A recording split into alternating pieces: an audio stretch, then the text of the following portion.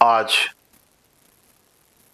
हमारे सामने प्रश्न किया जाता है कि भारत की महानता और भारत में सनातन का स्वरूप क्या है। तो हम यही भारत के और सनातन वासियों से कह रहे हैं कि भारत की महानता यहाँ के साधु, संत, महात्मा, ऋषि, मुनि, ज्ञानी, विज्ञानी, महर्षि, ब्रह्मर्षि, देवर्षि, राजर्षियों के माध्यम से भारत की गरिमा का पताका पूरे विश्व में फहराता रहा। यह युगों के इतिहास में उल्लेख है। आज भी इनकी प्रतिष्ठा, इनकी गरिमा, इनकी तपस्या हमारे भारत जैसे अध्यात्म नगरी को प्रकाशित, आच्छादित कर रही है। जब जब ये देखा गया कि जब जब हमारे महात्माओं में, हमारे ऋषियों में, हमारे संतों में आपसी मतभेद और सांसारिक मानव जैसी व्यवहारिकता उनके भावों में, विचारों में, कर्म में, आचरण में, व्यवहारों में प्रवेश होना शुरू होता है तो अधर्म का बोलबाला पूरे संसार में व्याप्त होता है। भारत की भूमि अध्यात्म भूमि है। अध्यात्म का मूल अर्थ है मानवता। एक मानव स्वरूप के मूल रूप से गुण क्या है और उनके धर्म क्या है, इस चीज को सिखाने का जो स्थल है, जो एक मंच है, वो हमारा अध्यात्म है। और इसको मजबूत बनाने के लिए हमारे महात्मा, संत, ऋषि, मुनि, साधु, ब्रह्मर्षि, देवर्षि, राजर्षि हैं। इनकी गरिमा, इनकी महानता का वर्णन हम अपने शब्दों से नहीं कर पा रहे हैं। हम बारंबार इन महान विभूत परमात्मा कृपा स्वरूपों को बार बार प्रणाम कर रहे हैं, जिनकी तपस्या, जिनके त्याग और जिनके बलिदान से भारत विश्व गौरव के रूप में हमेशा प्रतिष्ठित रहा और पूज्य रहा। आज ऐसी परिस्थितियां जनमानस के सामने उपस्थित हो रही हैं जो कभी सोचा नहीं जा सकता था। इसका कारण है कि हम भी अपनी वास्तविकता से भटक रहे हैं। आज जिस प्रकार की स्थिति हमारे भारत की भूमि पर, जिस प्रकार से नंगा नृत्य और तांडव हो रहा है, मानव की मानवता जिस प्रकार से कराह रही है और जिस प्रकार से उद्दंडता का तांडव मन मस्तिष्क में चल रहा है, यह शुभ संकेत नहीं है। हम सनातन की बात करते हैं, हम धर्म की बात करते हैं, हम मानवता की बात करते हैं और इस पर तमाम काव्य और धर्म ग्रंथों का उल्लेख करते हैं। आज धर्म शास्त्रों का, वेद पुराण गीता उपनिषदों का या अनन्य धर्म शास्त्रों का प्रवचन की उतनी आवश्यकता नहीं है जितनी स्वयं में धारण करने की है। हम संसार को सुनाते हैं कि राम ने ऐसा किया, राम ने वैसा किया, राम एक त्याग और बलिदान की मूर्ति है, लेकिन मैं क्या कर रहा हूं? जिस भगवान राम ने चक्रवर्ती सम्राट के सिंहासन का त्याग करके पूरे विश्व को एक सूत्र में बांधा, 14 वर्ष की कठिन तपस्या करके पूरे संसार को एक मार्गदर्शन दिया, एक सशक्त शक्तिशाली भारत को पूरे विश्व में अपना एक प्रभुता और एक स्थान दिखाया। आज दुनिया के सामने मैं राम कथा करता हूं, दुनिया के सामने भागवत कथा करता हूं, दुनिया के सामने गीत गौनई करता हूं, लेकिन दुनिया के सामने उस वास्तविकता का प्रदर्शन मैं स्वयं नहीं कर पा रहा हूं जो हमारे प्रभु ने किया है, जो हमारे भगवान राम ने किया, जो हमारे भगवान कृष्ण ने किया है। आज इन कमियों को अगर सुधारा नहीं गया, इन कमियों पर अगर काबू नहीं पाया गया, तो वही हमारे भगवान राम, वही हमारे प्रभु कृष्ण हमारा साथ छोड़ देंगे, और साथ छोड़ने का परिणाम वही होगा जो अर्जुन के साथ बैठे हुए रथ हाँकते हुए अंतर्भावों से जिनका परित्याग किया, जो शत योजन अस्ताचल में जाकर के गिरा और जहां वंश पर एक बहुत कठिन आघात हुआ। इस प्रकार की परिस्थितियों को देखते हुए, इस प्रकार की परिस्थितियों को समझते हुए हम भगवान के जगत में भगवान की बनाई हुई सारी मूर्तियां जिसमें स्वयं भगवान प्राण प्रतिष्ठा किए हैं, हम उनके सेवक बने, हम उनके सहायक बने, हम उनके सहयोगी बने और राम के या भगवान के आदर्शों को स्वयं धारण करके उनके सामने एक प्रमाण प्रस्तुत करें। आज हमें रामायण की प्रमाण की आवश्यकता नहीं, आज हमें पुराणों की प्रमाण की आवश्यकता नहीं है, आज हमें आपके प्रमाण की आवश्यकता है। आपके भाव, आपके विचार, आपके कर्म, आपके आचरण, आपके व्यवहार क्या है, हम उसका अनुसरण करेंगे। जब हमारे अंदर अहंकार होगा, जब हमारे अंदर भोग विलासता होगी, जब हमारे अंदर प्रतिष्ठा पद का गर्व होगा,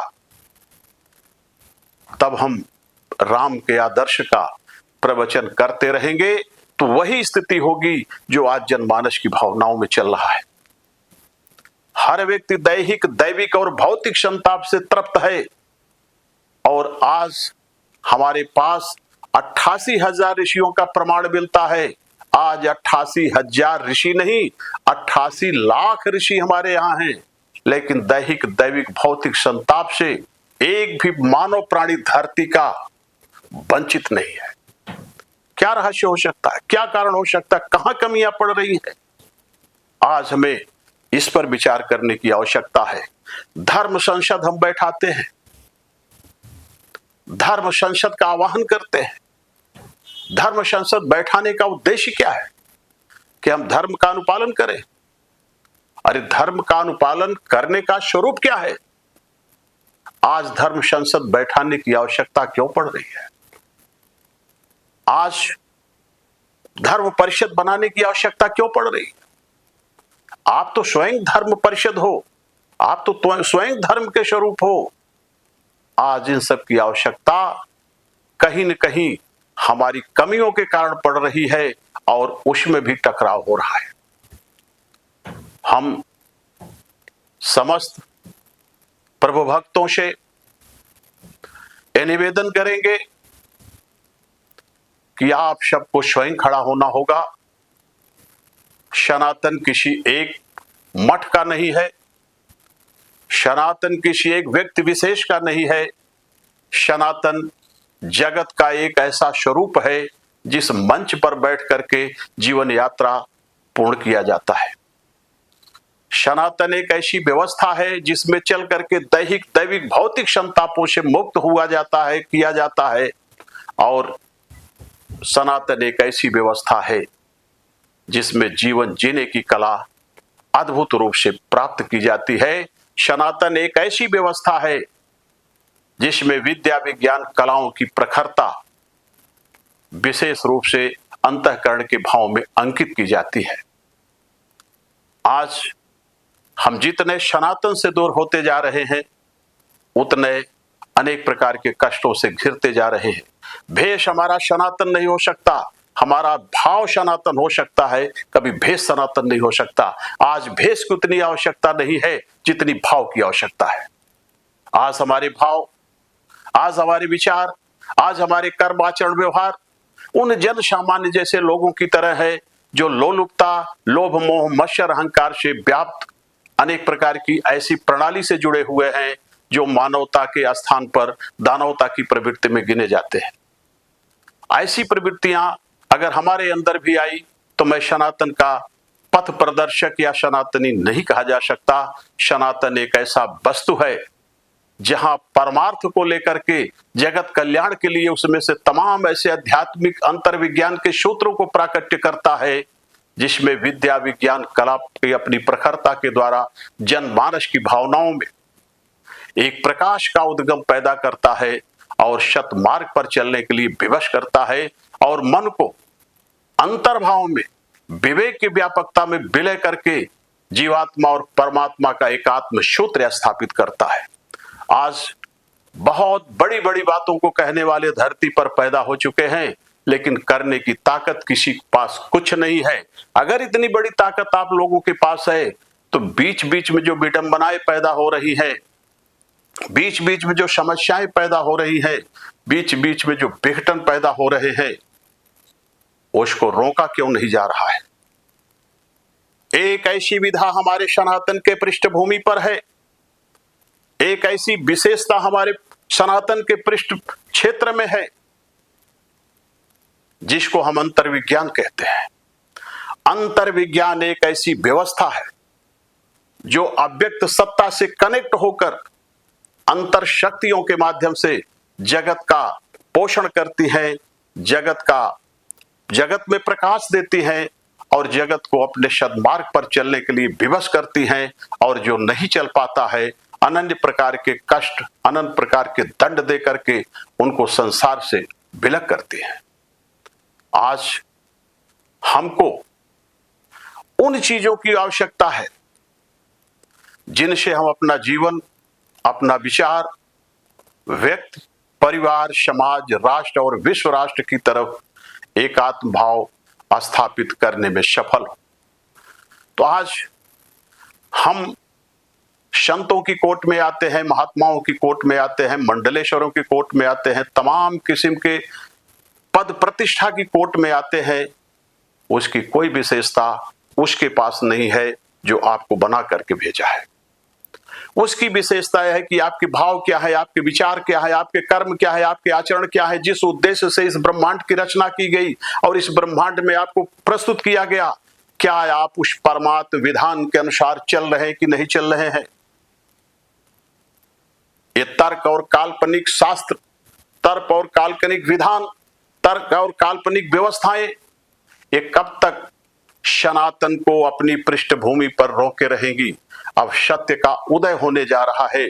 जिस सत्य पर हमारा सनातन टिका है, जिस सत्य की व्यवहारिकता में हमारा सनातन चल रहा है, अब वो प्रकाश पर जो उस पर पर्दा पड़ा हुआ था, अब सनातन धीरे धीरे प्रकाश की तरफ उद्गम हो रहा है, प्रकाश की तरफ बढ़ रहा है।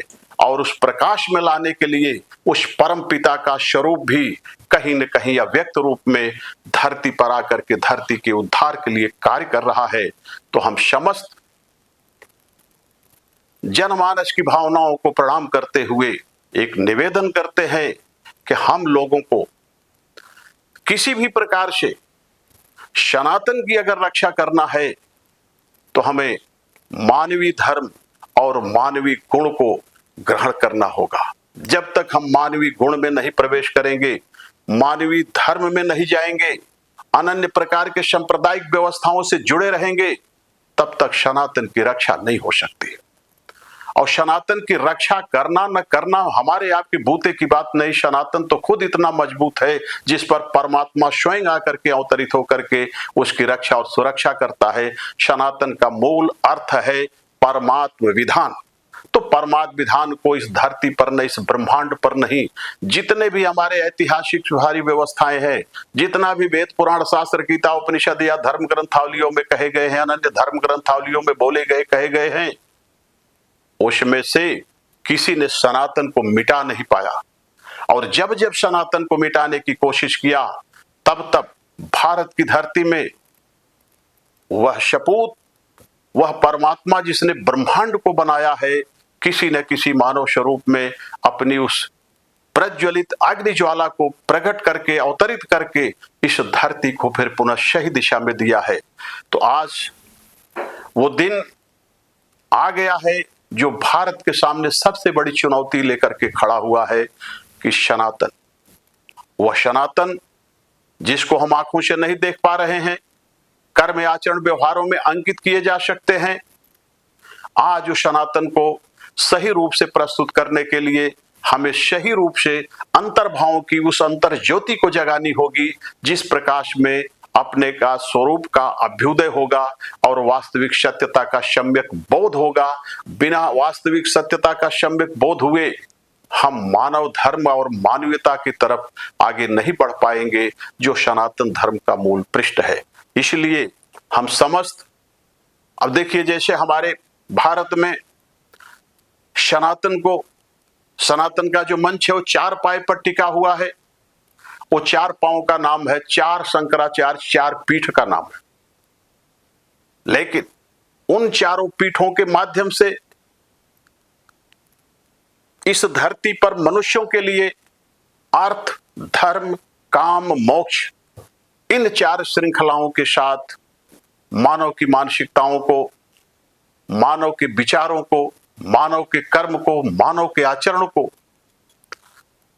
सही रूप से प्रस्तुत करते हुए स्वरूप की प्राप्ति हमें क्यों हुआ है, इसके लाभ की तरफ उन्मुख करते हुए गुरुजनों को स्वयं में इसमें प्रवेश करके लोगों को प्रवेश करा करके आगे बढ़ने का ये जो मौका और जो समय, जो परिस्थितियां, जो काल, जो नक्षत्र हम लोगों के सामने आकर के प्रस्तुत हुआ है चुनौती के रूप में, हमें इसका जवाब इसी रूप से देना होगा। हमें स्वयं सनातन बनना होगा। सनातन कोई स्वरूप नहीं है, सनातन सिर्फ भाव है, विचार हैं। इस भाव और विचार को पवित्र करना होगा। अंतर्भाव में परमात्मा के प्रकाश की प्रज्वलित ज्योति के माध्यम से जनमानस की भावनाओं में भी उसको उतारना होगा। तो इस आधार पर हम समस्त भगवान के भक्तों को, समस्त साधु संत महात्माओं को, ऋषि मुनियों को, देवर्षि राजर्षि ब्रह्मर्षियों को, संतों को, सबको मैं प्रणाम करता हूं और सबसे मैं एक निवेदन करता हूं कि जहां हो, जैसे हो, अब जिस परिस्थिति में हो, उस परिस्थिति को आप लोग अंतर्भावों से त्याग करें। आप लोग स्वयं में पहचाने, आप लोग अपने को स्वयं में जाने, कारण कि आप पर ही यह सनातन टिका हुआ है। आप स्वयं सनातन हैं, इसको क्यों भूल रहे हैं? अगर आप स्वयं आपस में टकराएंगे, आप स्वयं आपस में लड़ेंगे, आप स्वयं अपनी प्रतिष्ठा के लिए, अपनी भोग विलासिता के लिए जिस प्रकार से होड़ लगी हुई है कि हम दुनिया में सबसे बड़े हों, दुनिया में सबसे पूज्य हों, दुनिया में हमारी पद प्रतिष्ठा झंडा फहराए, ये सनातन धर्म को उठाने का कार्य नहीं है, ये सनातन धर्म को समाप्त करने का कार्य है। आज हम चारों शंकराचार्य से निवेदन करते हैं कि जितने भी धर्म सूत्र के परिचालक हैं, जिनकी चर्चाएं अभी चल रही हैं, हम सारे लोगों के चरणों में निवेदन कर रहे हैं कि आप लोग किसी जाति के नहीं हैं, आप लोग किसी राष्ट्र के नहीं हैं, आप लोग किसी धर्म के नहीं हैं, आप लोग किसी पार्टी के नहीं हैं, आप लोग परमात्मा के हैं, आप लोग परमात्मा के जगत में हैं, आप लोग एक मनुष्य के स्वरूप में है। मनुष्य का धर्म क्या है, ये परमात्म विधान ही में अंकित है। जब तक परमात्म विधान है क्या, जिसको हम आत्मज्ञान कहते हैं, अंतर क्षेत्र में बैठने के बाद वह परमात्म विधान की संहिता जब पन्ने खोलती है तो वास्तविक सत्यता का सम्यक स्वरूप का बोध होता है। आप परमात्मा के दूत हैं, भूले भटके हुए संसार के मानवों के मार्गदर्शक हैं, आप प्रकाश हैं। अगर आप जन सामान्य जैसी मानवता का खेल करना शुरू करेंगे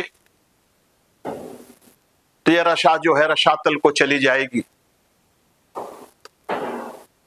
आप पर करोड़ों करोड़ों मानवों की एक धारणाएं, एक विचार, एक श्रद्धा, एक आस्था जुड़ी हुई है, और जितने भी धरती पर रूप और स्वरूप चल रहे हैं सब में परमात्मा का एक कृपा का प्रकाश श्वास रूपी ईश्वर उसमें निवास कर रहा है। आप जगत के सारे मानवों की सेवा के लिए, जगत के सारे मानवों के मार्गदर्शक के लिए, जगत के सारे मानवों के ऊपर कृपा दृष्टि डालने के लिए आपके स्वरूप, पद और प्रतिष्ठा ईश्वर की कृपा के आधार पर प्रदत्त की गई है। आप जन सामान्य नहीं है महाराज, और आप अपने मुख से, आप अपने विचारों से लोगों के सामने प्रस्तुति खत्म कर दें कि मैं स्वामी हूं, मैं मंडलेश्वर हूं। इस ब्रह्मांड को परमात्म विधान संहिता में परम गुरु सत्ता के चरणों के प्रकाश की कृपा से देखा गया और उनके द्वारा, उनके मुखों से सुना गया कि सकल ब्रह्मांड 4 मंडलों से चल रहा है, जिसको एक हम परमात्म मंडल कहते हैं, एक देव मंडल कहते हैं, एक देवी मंडल कहते हैं और एक ऋषि मंडल कहते हैं। ये 4 मंडलों से सकल ब्रह्मांड प्रकृति प्रदत्त व्यवस्था के साथ ये संसार चल रहा है, और संसार के चलने में अनन्य प्रकार की बाधाएं और विघटन, विषकारी, विस्फोटक परिस्थितियां, जन जन के विचारों में देवासुर संग्राम शुरू हो गया है। और हमारे मंडल की बातें छोड़ दीजिए, मंडलेश्वर भी मौजूद हैं। इस पर अंकुश क्यों नहीं लगाया जा रहा है? हम महाराज प्रश्न नहीं आपसे कर रहा हूं, हम एक विचार प्रस्तुत कर रहे हैं। आखिर ये मंडलेश्वरों में कमी है, किन जन भावनाओं में कमी है, कहां से कमी हो रही है? अब जहां से कमी हो रही है उस कमी को आप लोग, जैसे अभी यहां महाकुंभ लगा हुआ था, महाकुंभ में धर्म संसद बैठ रही है। क्या उद्देश्य धर्म संसद का? जब तक परिस्थितियां नहीं सुधरेंगी, वास्तविकता के सूत्र में नहीं बंधेंगे, अपनी वास्तविकता हमारी समझ में नहीं आएगी, तो हम धर्म संसद बैठा करके क्या करेंगे?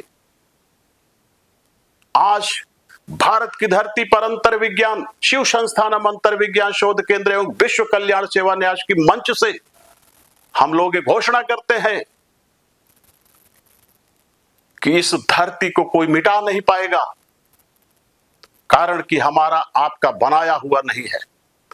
इस पर हम संत जैसे प्रवृत्ति या निशाचर जैसी प्रवृत्ति का प्रदर्शन कर सकते हैं, लेकिन हम इसको मिटा नहीं सकते। इतिहास गवाह है, जितने लोगों ने संत जैसी आप प्रवृत्ति का अवतरण किया, संत जैसे प्रवृत्ति का जनमानस की भावनाओं में अंकित किया, उसका फल उनको उस प्रकार से मिला। और जिन लोगों ने आश्रित प्रवृत्ति का तांडव किया, एक भी बता दीजिए, आज भी वही धरती है जो त्रेता में थी, जो सतयुग में थी, जो द्वापर में थी, और वही आज कलयुग में धरती है, लेकिन वो नहीं है। जिन्होंने किया वो नहीं है। अब उन जैसी प्रवृत्तियां करोड़ों हो सकती हैं, लेकिन वो नहीं है। उसी प्रकार से ये करोड़ों नहीं रहेंगे। जो भी इस धरती को, जो भी इस प्रकृति को, जो भी परमात्मा के विधान को तोड़ने का कार्य करेगा, वो अपने लिए खुद निमंत्रण दे रहा है कि वो अपने लिए खुद विपत्ति का निमंत्रण दे रहा है। कारण कि ईश्वर विधान का उल्लंघन करने वाला व्यक्ति यहां की सरकारों से बच सकता है, यहां के लोगों के अनुयायियों से बच सकता है, लेकिन उससे नहीं बच सकता जिसने बना करके इस धरती पर उसको भेजा है। राम ने अगर बलकल वस्त्र धारण किया तो बलकल वस्त्र के उद्देश्य का उन्होंने पूरे जगत में प्रदर्शन किया कि इस बलकल वस्त्र का पावर क्या है, शक्ति क्या है। उन्होंने पत्थर की शिलाओं पर लेटे और पत्थर की शिलाओं पर लेट करके और यह भी दिखा दिया कि मैं कोई अलग से जाति नहीं हूं, सिर्फ जाति हूं तो मनुष्य हूं, मानव जाति हूं, और परिवार हमारा परमात्मा के द्वारा प्रदत्त है। हम परिवार परमात्मा के हैं और धरती पर एक मानव जाति है। जा करके शबरी जैसे जो कथा पुराण सुनाया जाता है, देखिए शबरी के घर जाकर के उसकी प्रेम की जो प्रेम था उसका इतना अद्भुत प्रेम था, ऐसा भाव था कि वो भूल गई कि मैं शबरी हूं। राममय भाव में, राम जैसे भाव में प्रस्तुत होकर के जब अपनी प्रस्तुति भगवान राम के सामने अपने भावों की किया तो भगवान राम भी भूल गए कि मैं राम हूं कि शबरी हूं। उसकी जोठी बैर इनको ये खाए, इन्होंने सिद्ध किया पूरे जगत के सामने कि देखो एक राजर्षि होकर के, एक संत महात्मा ऋषि मुनियों के भेष में होकर के, एक वनवासी के भेष में होकर के, पत्थर पर लेट करके मैं ये प्रदर्शन भी किया। उन्होंने दिखाया दुनिया को कि देखिए भाव की प्रबलता क्या होती है, भगवान भाव में निवास करता है न कि भेष में। और उस भेष की महानता को उन्होंने दिखाया। आधी धोती पहन करके और आधी धोती ओढ़ करके उन्होंने पूरे दुनिया के समस्त जितनी वैभव संपदा और भोग विलासिता के तांडव पर खड़ा होकर के उस सिंहासन पर बैठ करके तांडव कर रहा था, उसको धरती से खत्म कर दिया। आज उन्होंने सुग्रीव को राज दिलाया, विभीषण को राज्य दिलाया, लेकिन उसके बाद भी बालू की रेत पर लेटे, पत्थर की शिलाओं पर लेटे। उस समय भगवान राम ने जो प्रदर्शन किया धरती पर, वहां 7 स्टार होटल नहीं था, 5 स्टार होटल नहीं था, 100 करोड़ का पंडाल नहीं था। आज जिस प्रकार से बलकल की गरिमा नष्ट की जा रही है, यह सनातन के लिए एक बहुत बड़ी चुनौती है। जिस त्याग के माध्यम से सनातन टिका हुआ है, आज अगर उस त्याग में भोग और विलासिता प्रवेश करेगी तो सनातन तो नष्ट नहीं होगा, लेकिन भोग विलासिता वाले नष्ट हो जाएंगे। ये हमेशा हर युगों में देखा गया है।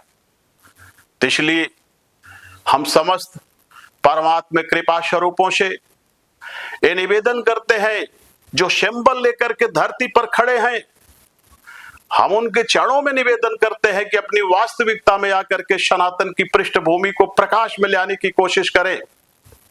नहीं तो स्वयं प्रकाशित है आज, नहीं तो कल अपने आप प्रकाश में आ जाएगा, तब फिर इतिहास एक दूसरा लिखा जाएगा। इस नाते जो एक सनातन व्यवस्था परमात्म विधान के अनुसार बनी हुई है वो बरकरार बनी रहे, और हम सब एक अनुयायी ईश्वर के मार्गदर्शक के रूप में जो एक व्यवस्था बनी है उसका सम्मान करते रहें और सनातन को सही दिशा में ला करके भारत को विश्व राष्ट्र स्थापित करने के केंद्र में खड़ा करें। इसी पर आप सभी को